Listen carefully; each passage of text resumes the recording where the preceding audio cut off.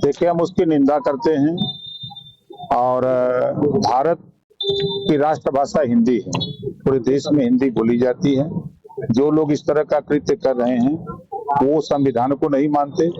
वो देश के लिए एक तरह से हमारी नजर में वो समाज में विद्रोह फैलाने का काम कर रहे हैं। सत्ता से बेदखल होने के बाद इस तरह का कृत्य लोग कर रहे हैं। राज ठाकरे को क्या कहना चाहेंगे?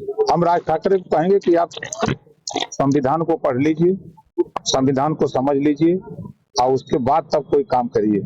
मंत्री जी, जिस तरीके से यहाँ पे बलरामपुर में छांगुर बाबा का मामला आया है, वो आतंकवादी मुस्लिम राष्ट्र बनाना चाहता है, कैसे कहेंगे? देखे थे जस करनी वो सब भोग विधाता, नरक जात काहे पछताता। जो जैसा कर रहा है उसको वैसा फल मिल रहा है। संज्ञान में आए बात सरकार ने उसको जो है बता दिया कि तुम जो चाहते हो तुम्हारी मंशा पूरी नहीं होगी। एफआईआर में इस बात का जिक्र है कि इस्लामिक राष्ट्र बनाने की कोशिश की उसकी छांगुर को।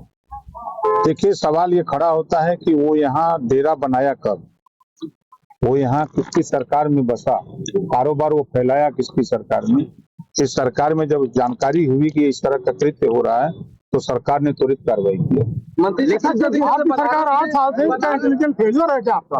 आप क्या मानते हैं कि 8 जिनके रिजीम में वो पनपा, आपने एक तो आरोप लगाई ये चीज, लेकिन 8 साल हो गया वो भनक नहीं लगी। आप इसको क्या मानते हैं कि क्या अधिकारी और नहीं देखते हैं, एक रोग होता है कैंसर, चौथे चरण में पता लगता है ना।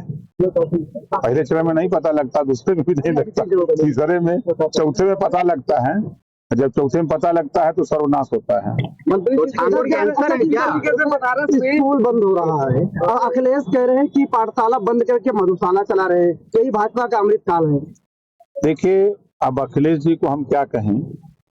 जब 3 सितंबर 2013 को हाई कोर्ट ने कहा कि सभी अधिकारी कर्मचारी गरीब अमीर के बच्चे सरकारी स्कूल में पढ़ेंगे, तो उन्होंने पालन किया उसका? नहीं किया।